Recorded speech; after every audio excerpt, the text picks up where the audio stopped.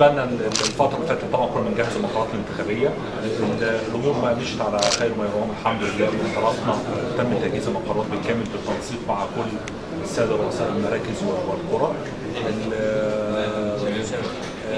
في الفترة الأخيرة برضو كنا بنعمل مراجعة ومتابعة للمقرات مرة أخرى للتأكيد على أنها في الصورة أو على أكمل وجه عشان تتناسب مع استقبال الإخوة الناخبين والسادة الناخبين جميعا، ويكون الموضوع طالع في أعلى مستوى ويكون بمستوى يليق بأن هم يكونوا في أمن وسلامة أثناء العملية الانتخابية. الحمد لله إن إحنا النهارده طبعا كان عندنا برضه زياره السيد رئيس الاركان شرفنا هنا في اسيوط ولفينا مع بعض على بعض اللجان الانتخابيه.